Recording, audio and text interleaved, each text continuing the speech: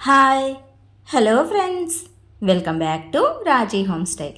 ఈరోజు రాజీ హోమ్స్టైల్లో ఉల్లగడ్డ పచ్చిమిరపకాయ టమాటా కాంబినేషన్తో కమ్మని కూరని ఏ విధంగా చేసుకోవాలో ఈరోజు ఈ వీడియోలో చూసేద్దామండి. నేను ఇక్కడ ఉల్లగడ్డల్ని పీల్ ఆఫ్ చేసి ముక్కలుగా కట్ చేశాను. టమాటాను కూడా శుభ్రంగా కడిగేసి కట్ చేసి పెట్టుకున్నాను.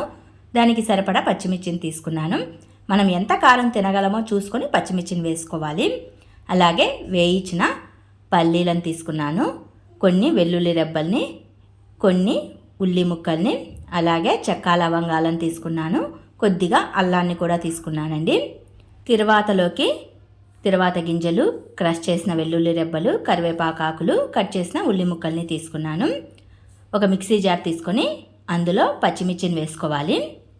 ఇందులోనే ఉల్లి ముక్కల్ని, వెల్లుల్లి రెబ్బల్ని, చెక్క లవంగాలని, వేయించిన పల్లీలని, అల్లం ముక్కల్ని వేసేసుకొని కొద్దిగా వాటర్ని యాడ్ చేసుకుంటూ ఫైన్ పేస్ట్ లాగా మిక్సీ పట్టుకోవాలండి. వాటర్ని ఒకేసారి వేయకుండా కొద్దిగా యాడ్ చేసుకుంటూ మిక్సీ పట్టేసుకోవాలి. ఇలా మెత్తగా పేస్ట్ లాగా మిక్సీ పట్టుకున్న తర్వాత ఇందులో కాస్తంత పసుపు, కాస్తంత ఉప్పు వేసేసుకొని మరి ఒకసారి బ్లెండ్ చేసుకోవాలి. జస్ట్ 1 రౌండ్ 2 రౌండ్స్ వరకు బ్లెండ్ చేసుకొని ఇలా పేస్ట్ లాగా చేసి పక్కన పెట్టుకోవాలి. ఇప్పుడు స్టవ్ పైన కానీ కట్టెల పొయ్యి మీద కానీ, నేనైతే కట్టెల పొయ్యి మీద కూరని చేస్తున్నానండి.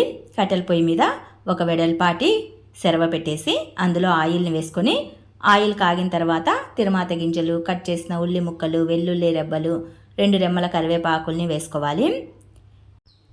ఇందులోనే తుంచేసిన 5-6 ఎండుమిర్చి ముక్కల్ని కూడా వేసేసుకొని పోపునంతా దోరగా వేపుకోవాలి. మా రాయలసీమ సైడ్ అయితే తిరువాత అంటామండి, ఆంధ్ర సైడు పోపు అంటూ ఉంటారు.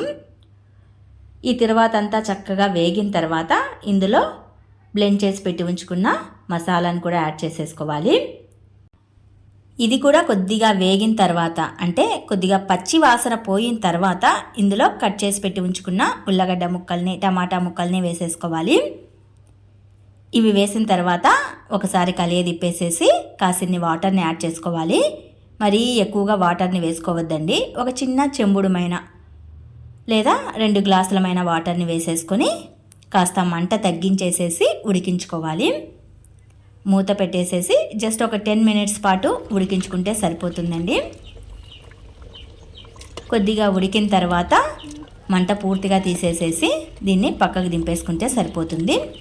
చివరన కాస్తంత కొత్తిమీరని యాడ్